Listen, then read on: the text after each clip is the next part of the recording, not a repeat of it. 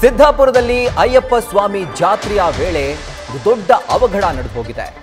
ಜಾತ್ರೆಯ ಸ್ಥಳಕ್ಕೆ ಕಾರು ನುಗ್ಗಿ ಓರ್ವ ಮಹಿಳೆ ಸಾವನ್ನಪ್ಪಿದ್ದಾರೆ. ಹಾಗೂ ಈ ಅವಘಡದಿಂದ 20ಕ್ಕೂ ಅಧಿಕ ಜನರಿಗೆ ಗಾಯವಾಗಿದೆ ಹಾಗೂ ಅವರೆಲ್ಲರನ್ನೂ ಕೂಡ ಆಸ್ಪತ್ರೆಗೆ ದಾಖಲು ಮಾಡಲಾಗಿದೆ. ಉತ್ತರ ಕನ್ನಡ ಜಿಲ್ಲೆ ಸಿದ್ದಾಪುರದಲ್ಲಿ ಜಾತ್ರೆ ನಡೀತಾ ಇತ್ತು. ಏಕಾಏಕಿ ಬ್ಯಾರಿಕೇಡ್ ಒಳಗಡೆ ಕಾರು ನುಗ್ಗಿದಂತಹ ಹಿನ್ನೆಲೆಯಲ್ಲಿ ಈ ಒಂದು ಅವಘಡ ಸಂಭವಿಸಿದೆ. ಹಾಗೂ ಶಿವಮೊಗ್ಗ ಆಸ್ಪತ್ರೆಗೆ ಗಂಭೀರವಾಗಿ ಗಾಯಗೊಂಡಿದ್ದಂತಹ ಮಹಿಳೆಯನ್ನ ಕರೆದೊಯ್ತಿದ್ದಾಗ ಆಕೆ ಮಾರ್ಗ ಮಧ್ಯದಲ್ಲೇ ಸಾವನ್ನಪ್ಪಿದ್ದಾರೆ.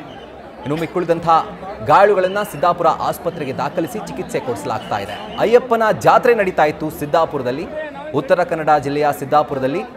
ಇಂಥ ಸಮಯದಲ್ಲಿ ಕಾರು ಚಾಲಕ ಬ್ಯಾರಿಕೇಡ್ ಒಳಗಡೆ ಕಾರನ್ನ ವೇಗವಾಗಿ ಚಲಾಯಿಸಿದ್ದಾನೆ. ಇದರಿಂದಾಗಿ ಅಲ್ಲಿ ಇದ್ದಂತಹ ಭಕ್ತರಿಗೆ ಗಾಯವಾಗಿದೆ ಹಾಗೂ ಓರ್ವ ಮಹಿಳೆಗೆ ಗಂಭೀರವಾಗಿ ಗಾಯವಾಗಿತ್ತು. ಅವರನ್ನ ಶಿವಮೊಗ್ಗದ ಆಸ್ಪತ್ರೆಗೆ ಕರೆದೊಯ್ಯುವಾಗ ಮಾರ್ಗ ಮಧ್ಯದಲ್ಲಿ ಅವರು ಸಾವನ್ನಪ್ಪಿದ್ದಾರೆ. ಡೀಟೇಲ್ಸ್ ಅನ್ನು ಕೊಡ್ತಾರೆ ನಮ್ಮ ಪ್ರತಿನಿಧಿ ಶ್ರೀಧರ್. ಶ್ರೀಧರ್, ಈ ಒಂದು ಅವಘಡ ಯಾಕಾಗಿ ಆಯ್ತು, ಯಾವ ರೀತಿ ಆಯ್ತು, ಜೊತೆಗೆ ಆ ಕಾರು ಚಾಲಕನ ಏನಾದ್ರೂ ಹಿನ್ನೆಲೆ ಪತ್ತೆ ಆಗಿದ್ಯಾ, ಕುಡ್ದಿದ್ನಾ, ಏನ್ ಕತೆ ಅಂತ? ಏನು ಅಂದ್ರೆ ಈ ಒಂದು ಘಟನೆ ನಡೆದಿರೋದು ಸಿದ್ದಾಪುರ ತಾಲೂಕಿನ ಅಯ್ಯಪ್ಪ ಸ್ವಾಮಿ ದೇವಸ್ಥಾನದ ಎದುರುಗಡೆ. ಇದೇನಾಗಿದೆ ಅಂದ್ರೆ ಪ್ರತಿ ವರ್ಷ ಕೂಡ ಅಯ್ಯಪ್ಪ ಸ್ವಾಮಿ ಜಾತ್ರೆ ನಡೆಯುತ್ತೆ ಮಕರ ಸಂಕ್ರಾಂತಿ ದಿನ. ಮಕರ ಸಂಕ್ರಾಂತಿ ದಿನ ಅಲ್ಲಿ ಸಾವಿರಾರು ಜನ ಸೇರಿರ್ತಾರೆ. ಅದೇ ರೀತಿಯಲ್ಲಿ ಇವತ್ತು ಕೂಡ ಸಾವಿರಾರು ಜನ ಸೇರಿದ್ರು.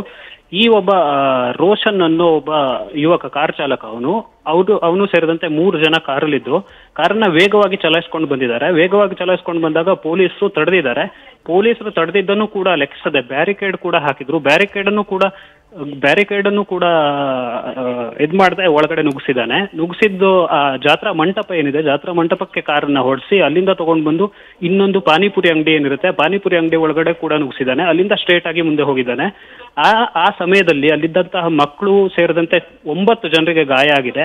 ಅದಾದ ನಂತರ ಒಂದು ಮಹಿಳೆ ಕೂಡ ಸೀರಿಯಸ್ ಇದ್ರು. ಅವರನ್ನ ಶಿವಮೊಗ್ಗಕ್ಕೆ ಕರೆದೊಯ್ಯುವ ಮಾರ್ಗ ಮಧ್ಯೆ ಅವರು ಅಸುನೀಗಿದ್ದಾರೆ. ಅದೇ ರೀತಿಯಲ್ಲಿ ಈಗ ಆ ಕಾರು ಚಾಲಕನನ್ನ ಬಂಧಿಸಲಾಗಿದೆ.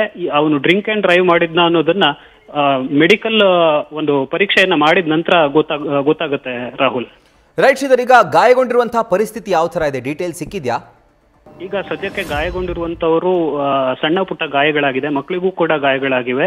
ಈಗ ಒಬ್ಬರನ್ನ ಶಿವಮೊಗ್ಗಕ್ಕೆ ಕರೆದೊಯ್ದಿದ್ದಾರೆ. ಅವರಿಗೆ ಕಾಲ್ ಸ್ವಲ್ಪ ಫ್ರಾಕ್ಚರ್ ಇರೋದ್ರಿಂದ ಅವರನ್ನ ಶಿವಮೊಗ್ಗಕ್ಕೆ ಕರೆದೊಯ್ದಿದ್ದಾರೆ. ಅದೇ ರೀತಿಯಲ್ಲಿ ಒಂದು ಮಗು ಕೂಡ ಸ್ವಲ್ಪ ಅಂದ್ರೆ ಜಾಸ್ತಿ ಗಂಭೀರ ಏನಿಲ್ಲ, ಸ್ವಲ್ಪ ಗಂಭೀರ ಇದೆ. ಅವರನ್ನು ಕೂಡ ನಾಳೆ ಮೆಗ್ಗಾನ್ಗೆ ಶಿಫ್ಟ್ ಮಾಡಲಾಗುತ್ತೆ ರಾಹುಲ್.